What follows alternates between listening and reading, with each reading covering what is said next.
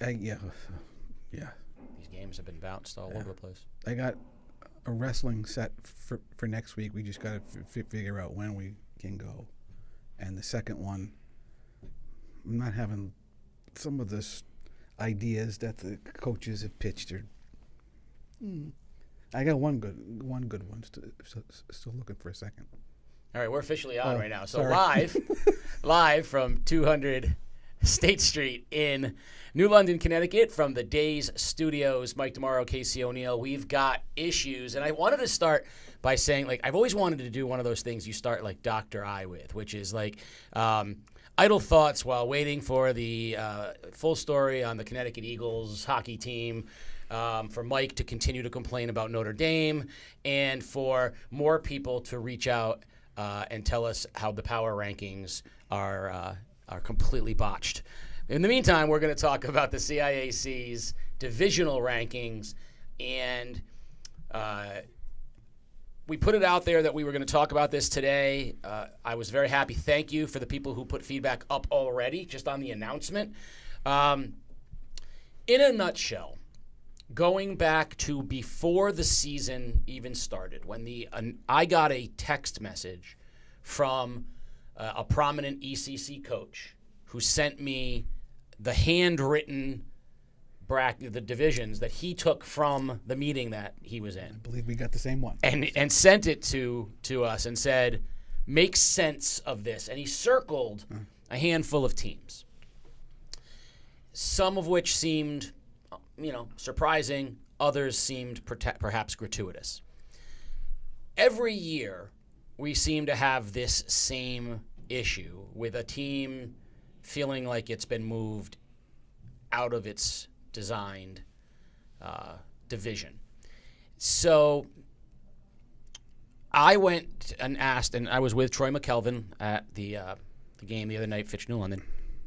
And he did a great job explaining to me the formula that they currently use, which I think is almost really good. But I feel like there are a few things that stick out at me that feel difficult to make sense of. So can we stipulate, before we get into this, that there is a process. They are trying to put teams into brackets that are competitive. There is a formula, and that we appreciate that it's not just willy-nilly throwing darts at a board, but there still seems to be enough issue that it's worth talking about. Oh, every year. And 90% of it is right. Maybe 95% of it is right. It's just the other 5%. And I don't think it's a hard fix. So I don't have as much of an issue with it as you do. So in the world of we have issues, you have more issues than me. No. But the ones that irk me might not be the ones that irk you. So let me start with, I mentioned yesterday, New London, Grasso Tech, and Old Lyme were the three teams that I brought up. New London being bumped to 1, Grasso Tech bumped all the way to 3, and Old Lyme bumped from 5 to 4. I should mention that Peter Wappy is with us as well. That came as a surprise because I can't see the screen, and you're not normally there he is, and you're not normally with us. So I've ignored you this whole time, thinking you were off air. Peter, before I want your initial thoughts on what we just said. Mike's not going to like what I have to say. That's okay.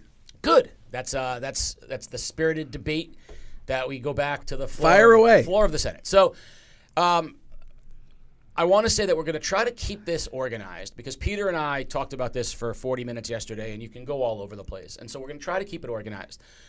What I'd like to do is talk about public schools, Catholic/schools of choice, and tech schools. And is there a way of separating or sorting them? And then I want you to give your, what you think is a solution. Because the one thing I will say is we don't complain without offering up a solution. My solutions might be different than yours, but first I want to just bring up some of the things that were said before by people out there that were watching us. One person said in regard to New London will always want to be up in number 1, that in the Division 1. That's where they belong. They're never afraid of I was like, well, that's historically not true at all. New London's not. And I would say that while always wanting to play the best competition, another person, actually Kareem Brown, has said openly he thinks Hill House and Windsor should be in Division I. He's right. So I'm going to say the following, and then I'm going to let you guys talk about it your side. I think when it comes to public schools, I don't think public schools should move. I think you slot them based on the size of the school, and in some cycles they're going to be good, and in some cycles they're going to be bad, and this gives you the opportunity when you get an Eddie Fisk at Old Lyme, maybe you win 2 state championships. When you get a Mikey Bassetto at Liam Spellman run of talent at Waterford, maybe you win a couple Division III state championships. But does anyone want to look at Waterford right now and think they belong in Division II of the CIAC because they had a couple of years where they were good? In the old days, it was hard because the cyclical nature favored the city schools, where more kids were playing basketball, where more kids, the cycle of talent was more repetitive. You look at the top of the Division I standings right now, and the schools are all different. Staples, not an inner city school. West Haven, a hybrid school. East Catholic is and Northwest Catholic and Notre Dame of West Haven, but then comes New London, a city school. But then you've got 2 more Catholic schools, but then you've got Ridgefield, okay, and then you've got Southington. So there's in Greenwich.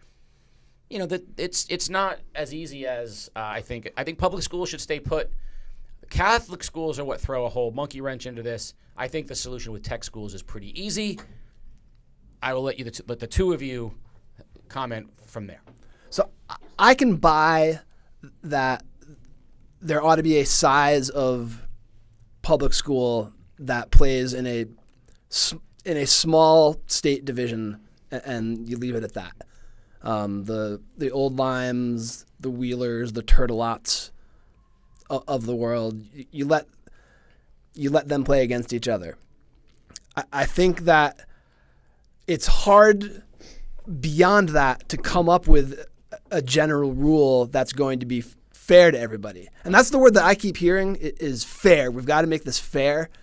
And I think that, to me, that is an overused, overblown word in discussing sports because sports are inherently unfair. Someone is going to win because they have an advantage. They have a better player. They have more money.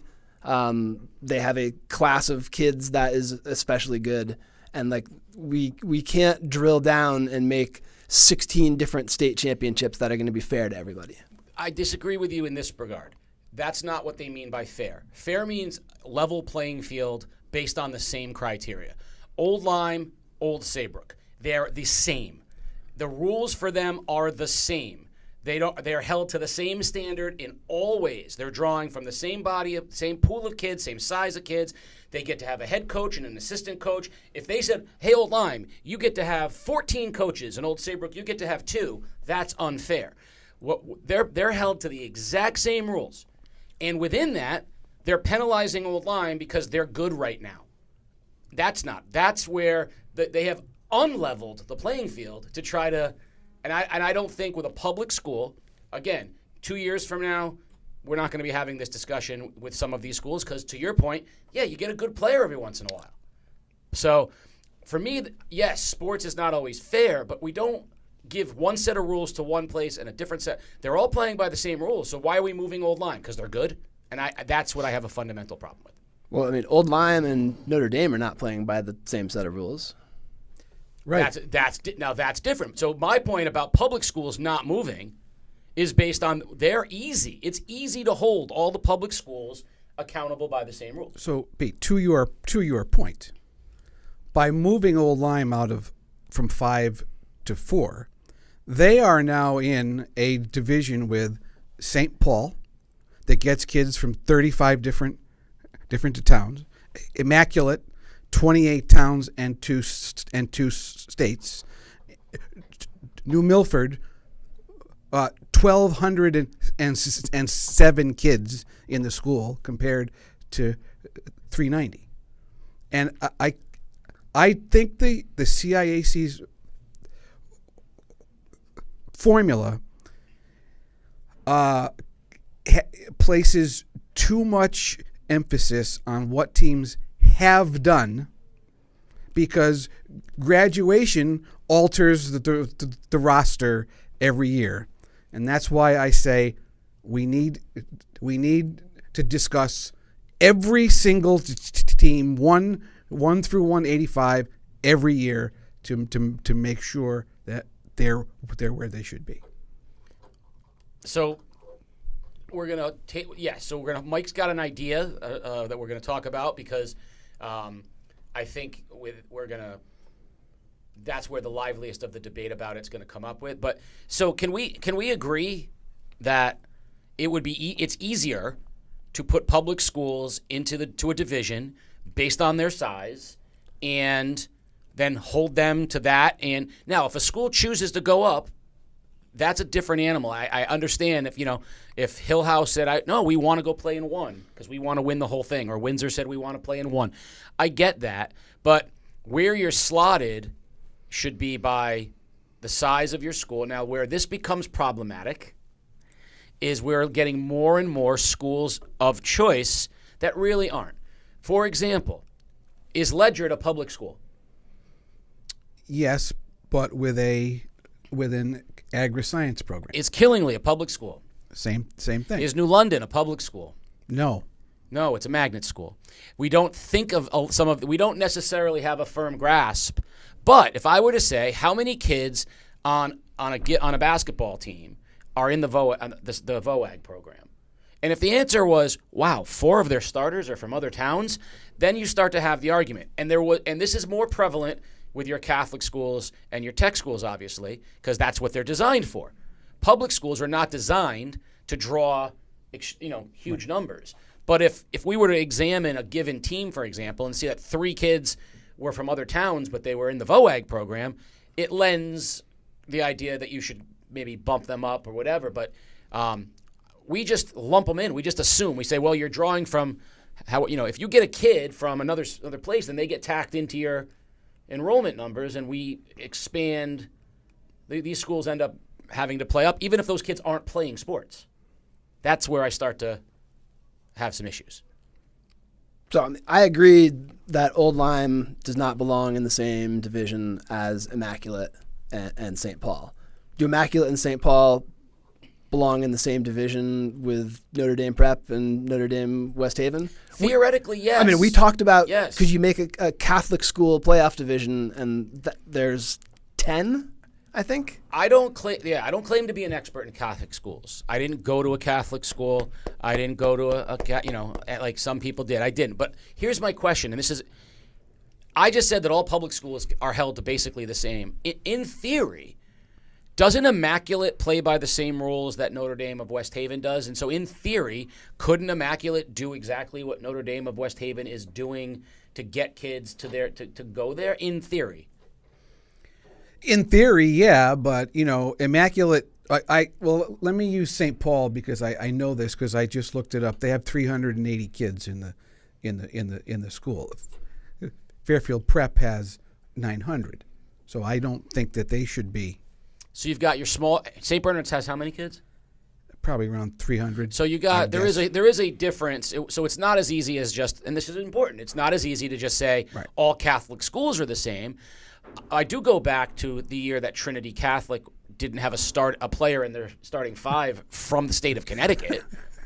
That's hard to measure, to know which year are you going to get the 2 New York kids. And I don't begrudge Notre Dame of West Haven. They're in a cycle right now with a generation, well, not even a generational, the all-time greatest, most decorated player in Connecticut history. So, 3 years from now, are they going to be the same? We saw is East Catholic. They went through their run. Northwest Catholic. There's a handful that are good every year, it seems. But Trinity Catholic was really good for a while. Colby Cathedral was really good for a while. So now we're looking at big Catholic schools and small Catholic schools. And since there's only 10 of them, that throws out the idea of a Catholic school championship. Well, and so in theory, could St. Paul have the same advantages as Notre Dame? You said yes, in theory. So in theory, couldn't Grasso Tech and Norwich Tech have the same advantages as some of those Catholic schools? Well, Pete, I think we're starting to see that with at least one of those. I mean, we talked about, so we could make a tech school state playoff division, and there already is a Connecticut Technical Conference, so is that redundant? Prince Tech a couple years ago was one of the best teams in the state. Prince Tech has traditionally had a very good basketball program that's played at the higher levels in the state. Cheney Tech, when it got a player of Gittins' caliber, we saw that. So, but here's my question about the tech schools, and I don't know this 100%. Are tech schools bound geographically as well? In other words, can anyone go to Norwich Tech? If I live in Groton, can I go to Norwich Tech instead of Grasso Tech? Sure. Because even if they offer the same things? My neighbor in New London goes to Norwich Tech when Grasso's much closer. So and I don't have the answer of that if it's open. Like do I apply to tech schools? Is it as simple as I apply to it, and if I get in and can get myself there, I can go? Because if that's the case, tech schools would seem to be ripe for a coach to come in and say, "Come to me and play for me." Okay, and remember, basketball's different because it's only 5 guys at a time. One guy, as we saw with Gittins, can make a huge difference. And there's examples on both sides. The Catholic schools have been the school. So traditionally, this is what's happened to the public schools in Connecticut. Small public schools have had to play Catholic schools, and they've gotten killed. I watched Bacon Academy girls go and play what looked to be a Division III college team Holy Cross. from Holy Cross. Yeah. I thought it was I thought they'd come from Worcester because I was like, there's no fairness about that. They were not of the same quality. But let's be clear, the reverse is true. In every tournament everywhere, whether it's football, baseball, or basketball, you look and find what tech school you might be matched up against, and you go, yes! Because the tech schools are the opposite of that. They've got inflated records, and they're not traditionally as competitive. So every once in a while, you get a tech school, and I can pick it out in every sport, that it has a good year. But when we're looking at state championship contenders, we're not looking at tech schools. So as much as we talk about the Catholic schools matching up with the public schools inappropriately, public schools have also feasted on tech schools. So tech schools have gotten inappropriately placed as well, leading me to how does Grasso Tech jump into the Division III versus where they, size-wise, they would belong in. I think there are 3 size-wise. So how do they end up there basketball-wise if traditionally the tech schools haven't competed the same way? And I say this more as I don't have any answer to the two, unless because I don't want to do a tech school division, a Catholic school. I don't want to do it that way. I want to try to find a way. And then comes the next one. Is there ever going to be a perfect system? And is this the kind of thing that is just going to be fodder for us for years to come to talk about, and we're just going to have to deal with it? Or is there a way to fix it? Mike, you think you have a way to fix it? Yeah, Case, I do. And I've said this many times, and no one listens. So, in as much as I think the formula that we talked about is flawed, I think we could use it as a baseline. Spit out your 5 divisions based on whatever mathematical, stuff that they use in that formula. And then sometime in October, I would say, I will have formed a pretty extensive network of people across the state, each responsible for I believe there are 9 conferences throughout the state, 8 or 9. And we are going to see where a particular team, see what division they're in, go, is that right?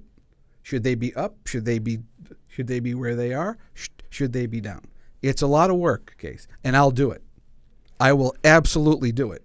because I'm sick of this. Okay, so you said that you've said this before and no one listens. I know for a fact Peter Wappy listens. He listened. What are your thoughts, Peter? I think that creates more problems than it solves, because it's up to the biases and whims of various people. I think that, and as much as relying on past performance is a problem for seeding people, you're now trying to predict. You're trying to look at a team on paper and guess. Well, so, like some of our local teams, where would you have slotted them this year? Well, I'll give you an example. St. Bernard comes in the year as a Division I team, and I would say no, because they lost all 5 starters. They should go to 2. New London lost four starters. They should not go to 1. That's the kind of stuff that I'm saying. Where did you vote New London this week? Where did I vote them? I think 10, 9, 10, so 11, somewhere around there. A top 10 team in the state shouldn't be in Division I? But I think they've become a top 10 team in the state by not playing a lot of those Division I teams. The problem, you're missing two things about. So A, St. Bernard shouldn't have been in Division I in the first place. They were put into Division I because Mark Jones wanted to play in Division I. They were a Division II school, even with the level of success they were having. So by your theory, they should go down. They should have been in Division III this year, not in Division II, because they only asked to play up. Based on that, the team that we're not going to talk a lot about because it's not an ECC team is Manchester. Manchester won a Division II state championship, lost the front 7 people on its team, and got bumped up to 1, and they are 0-and the season this year. So Peter asked me a question yesterday, and I think it was a good question. Do you remember the question you asked me regarding Manchester?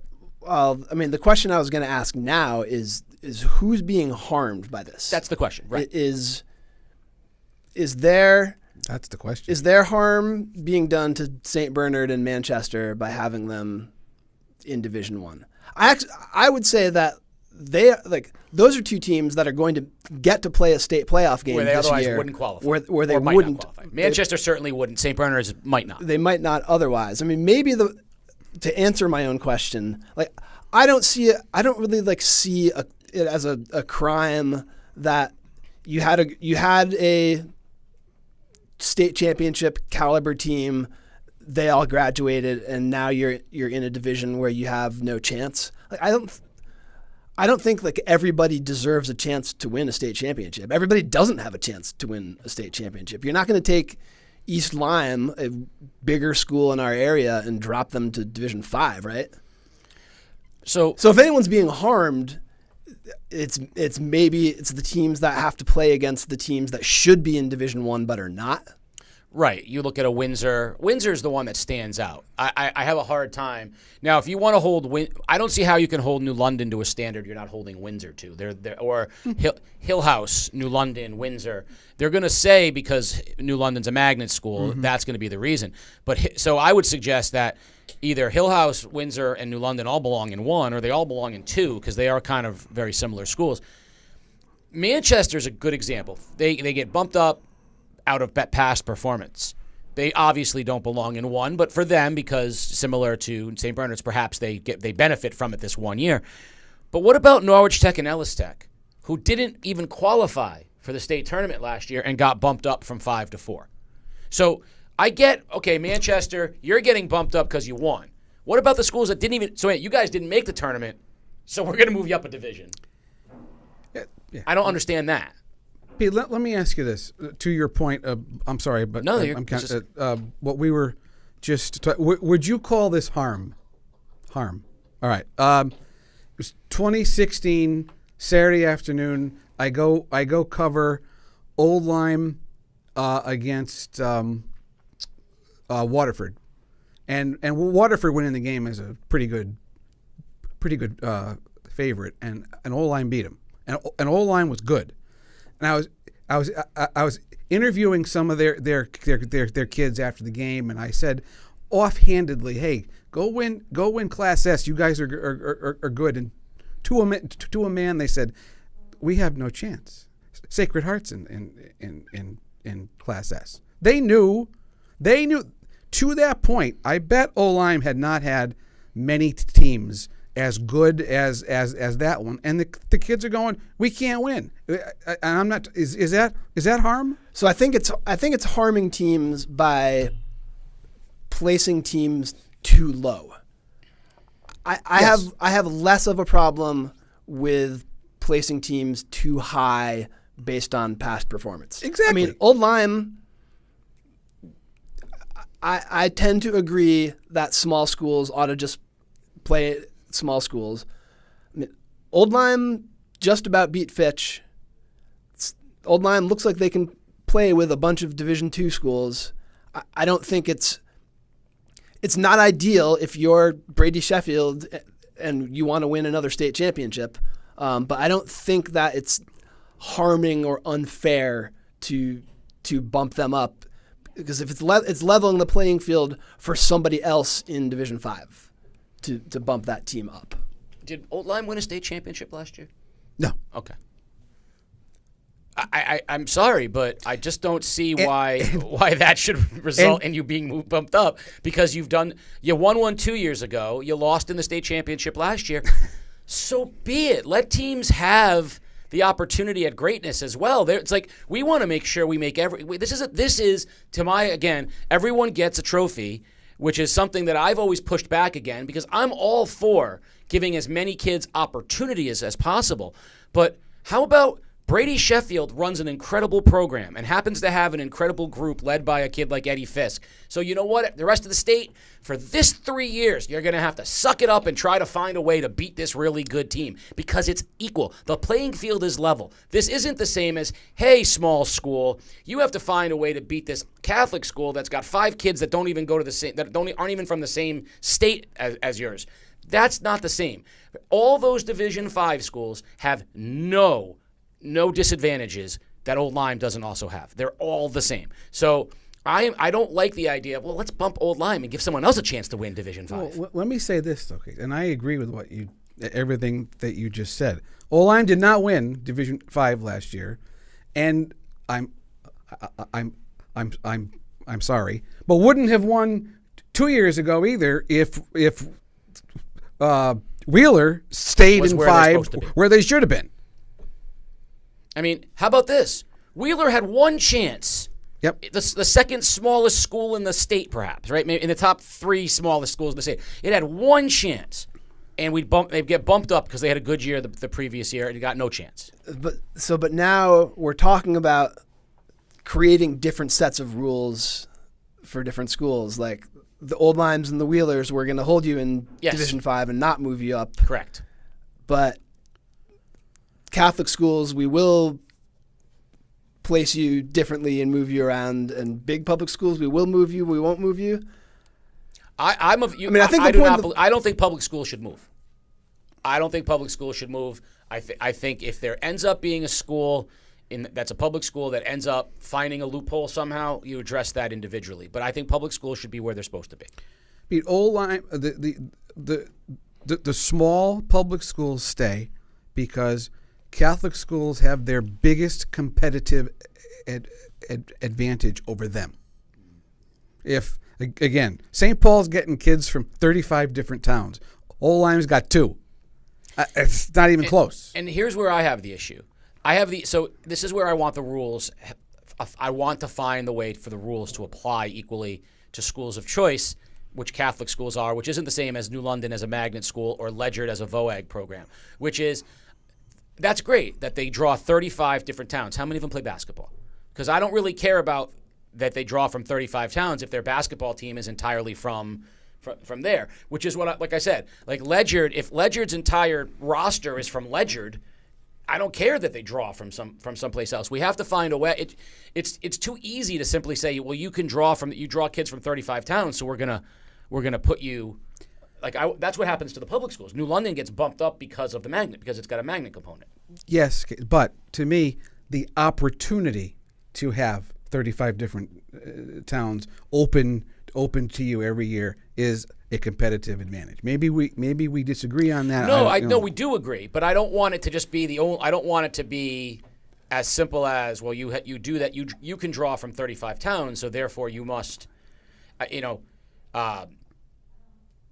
Killingly is a good example. There are Killingly, some of its best football players in the past few years were from Griswold, and went to the program at Killingly. Yeah.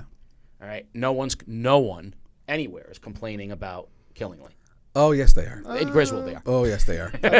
That and maybe some other parts of the state who have had to run into Killingly. But this is kind of where I'm going. Like, the impact of Killingly's, what is it, a VOAG program as well? Well, let me interrupt one sec, Case. A couple of years ago, CIAC did say that VOAGs are not schools of choice anymore. That's why Killingly dropped from L to double S. Which I think I support. Double S schools aren't really happy with. No, and I support that in theory because of that reason, but yet, why isn't it? If not for nothing, I'm not going to call anybody out by name, but one of the great players in Killingly history got there via the VOAG program. Mm-hmm. Why is that's the example that I'm saying is, how is that different than the 5 kids from New York City who ended up at Trinity Catholic? I mean, it's slightly different, and so now we're faced with, in our area, like, to take examples from our area, to try to come up with a set of rules that work for Wheeler and Ledyard and Killingly and New London and Grasso Tech and St. Bernard. Like, at each one of those tiers, you've got, and I don't know if that's the right order to put them in as far as advantages you have as an athletic program putting together a team. And so I guess that's why there is some merit to Mike's argument, is that no formula ever is going to work for all that. I just think that it feels very sort of backroom. Oh, hey, like, I'm a fan of that coach. That coach pissed me off last year. So here's what I'm saying. So it's got to be, I mean, open and transparent. The ECC does this. Every Division I in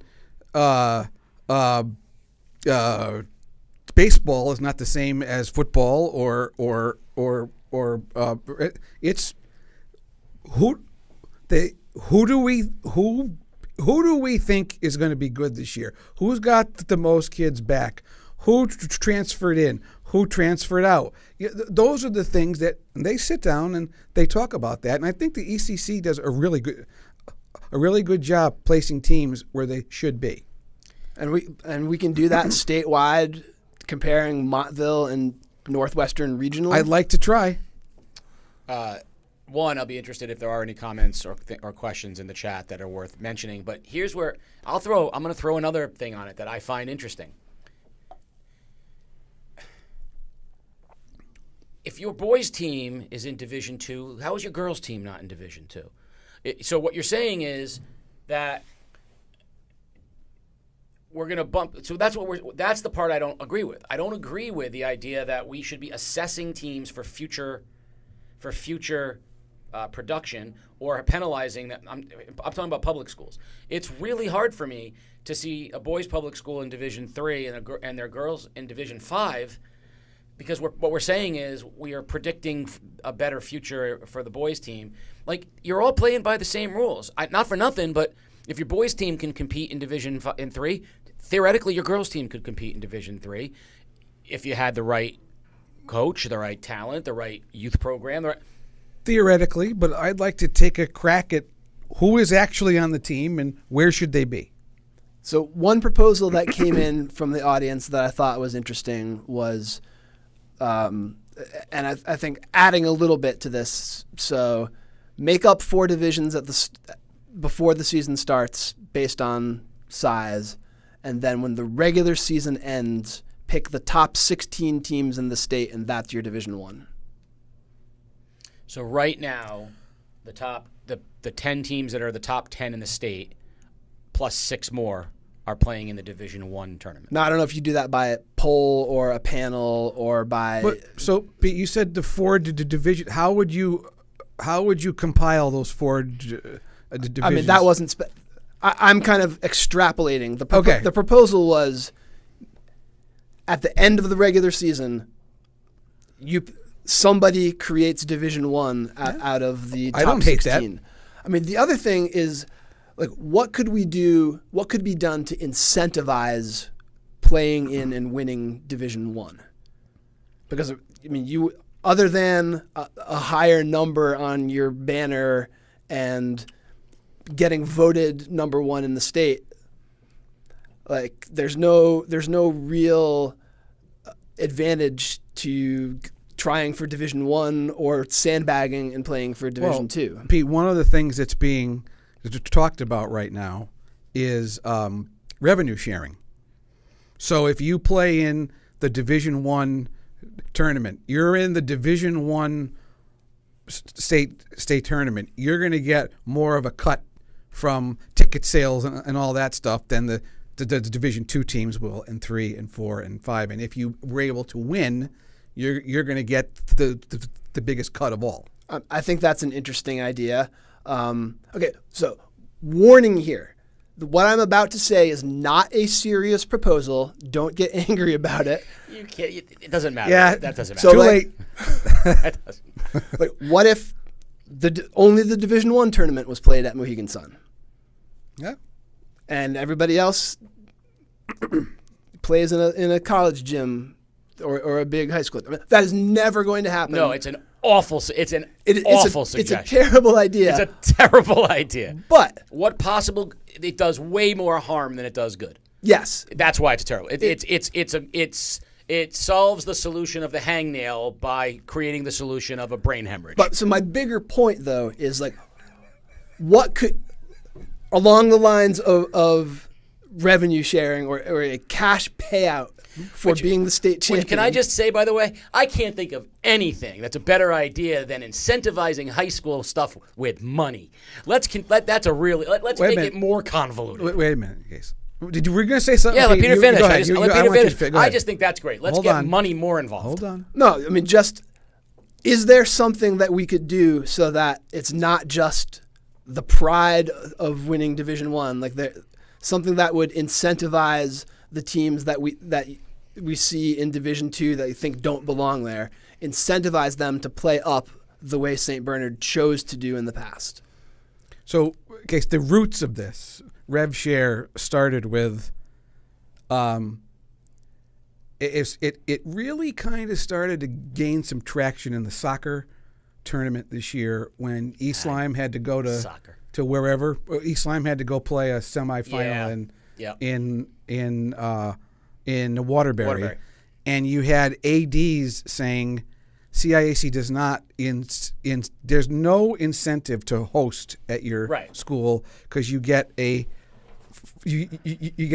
flat rate which barely covers your expenses. That sounds like a topic for a couple of weeks from now. If you revenue share and like the St. Bernard Hand boys basketball semifinal 4 or 5 years ago. Yep. Chris Landry steps up, come to our gym. There's 1,000 people at the game at $10 a whack. That's $10,000 right there. Could you give Landry something for being the site director? Separate topic for another time because absolutely. But that's where it started. That's 100% an issue that we've talked about. Listen, there's a lot of things that we need to talk about. We're talking about, the CIAC. There's a great article, if you haven't read it, in the Day today about the Connecticut Eagles hockey team, which is like the ultimate co-op facing an inability to play in the postseason because of rules that are imposed upon them. Their rules about what they have to be are imposed upon them, and by being that, then they can't be in the tournament. Read it if you haven't read it. It is something I think we're going to talk about separately in the coming days here.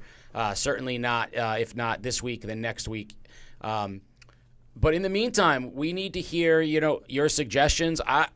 I'm all for creative suggestions. Maybe the suggestion is that we're actually really close right now. So maybe to your point, Mike, maybe we let them do their thing and then bring in the experts to go, here are a couple ones that don't make so much sense, and argue against that. Because I think the heavy lift becomes problematic, to Peter's point, when you talk about biases and influences. But maybe the CIAC does what they do, and they bring in and people come in and do this. They go, St. Bernard probably should be, in 2 or 3, and Grasso Tech probably should be in 4. And maybe that's a way of doing it rather than trying to overhaul it. So then my challenge to you, Mike, is next fall when these divisions are coming out to actually